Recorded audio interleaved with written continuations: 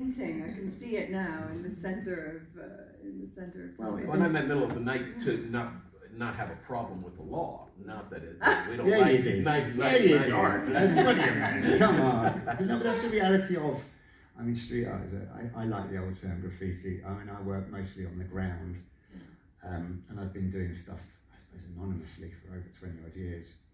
And there's that point where what you're doing, getting behind these guys, is fantastic. There's that point of transition from when you are genuinely, I suppose, a counterculture activist or artist, if you like, and then you might go through a sort of osmosis of actually being sort of picked up and accepted. And an example of that was, you may have seen, it'll come round, there was me on the cobbles with a big circle of figures wearing on that there pork pie hat. And that was Trafalgar Square in 2017. And it was just sort of an opportunist sort of work, because I was actually offered a corporate commission in a large building in Victoria, and they paid us good money to do a proposition, and they wanted me to do a 5 metre diameter circle, and I thought, right, where can I actually do this, justify the money? Trafalgar Square back in 2017, you may remember there were many, many people drawing on the floor with chalk. It was literally a grey area legally, you know, so there were lots of us there. The difference was, I went there that day, and it was a hot day, and I drew it right underneath the National Gallery portico. And I wanted, it's black and white, I wanted a black and white. So I decided I would use French oil pastel, the base. I didn't really think about the consequences, but anyway, so I went using this stuff, and it was beautiful. By 11 in the morning, it's 25 degrees. Broad daylight, by the way, in Trafalgar Square. Banksy's never done this. No one right? stopped, just... And it's soaking into it like ink on paper. It's beautiful. And anyway, so I do this and walk away, and the rest is sort of history in terms of that commission. But I was teaching at the Royal Academy at the time. That was July. September, my friend comes up and he says, "We've just had a lot of people in from the National Gallery. They've got this circle outside, they can't get it off." So what actually happened was it tattooed the stone, totally unintentionally. I just thought, I'll wash off. September's still there. I'm thinking Westminster Council are lethal. If they don't find you, they'll put you away for a little while. Walk away. December 2017, in my local bar in Blackheath, a friend of mine comes in, you sing the Evening Standard, you're page 20. I open it up, it's the most surreal bit of copy. We might have had it up there. It was directed to me. Is this graffiti yours? You're not in trouble. The Biennale want to feature your work. I'm thinking, look at them. They said they're art dealers. They're the worst coast I've ever seen. It's the sting from the council. I'm not going to say anything. And I ignored that.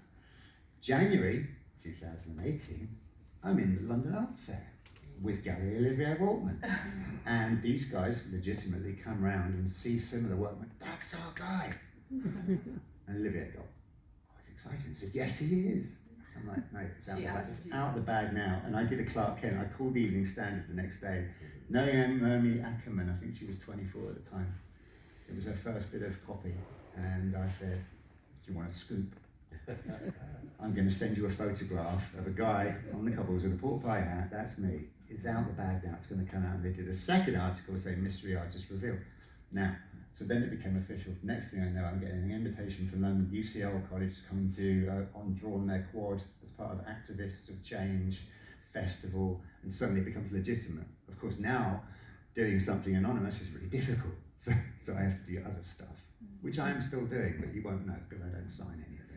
That's my gift to the public. You know, you did something. I mean, presumably you weren't commissioned to do that work outside the National Gallery. No, not at all. No. So you were doing it for free for the public. Absolutely. Right. Yeah. Amazing. That's why I've always done that, and it's liberating. But I don't have a tag. I don't have a signature. I've done many different things.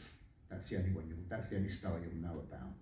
And it's just there for. And I think that there is a responsibility that cities have to create situations where the public can discover art in the streets. You know, it isn't sort of cloisters and hidden inside buildings or made into a transactional asset exclusively. But it's also really important, the transition into being at London Art Fair is important because you also have to eat. Oh yeah. You also I've got economics on my list. There are of the three economic, things so there's this wonderful sort of a moment of you know, admitting that you've made the work because you've got a gallery and the gallery is selling your art and there needs to be a sort of provenance and the history is amazing. But there's also, you need to be part of the ecology and you need to be fed, otherwise you cannot survive and you cannot continue to transform. Well, yeah, I mean, I've Yeah. always thought one part of my work funds the rest. You know, Yeah. like there's an aspect of my work which Yeah. does well. I'm really lucky. You're And it really- funds other things that I can afford to Yeah. do that, which is Yeah, which is amazing. Yeah. that's very lucky, yeah. And I mean I mean, I noticed actually Rose, for this mural that you did, which I wish was kind of impermanent somewhere in Islington, please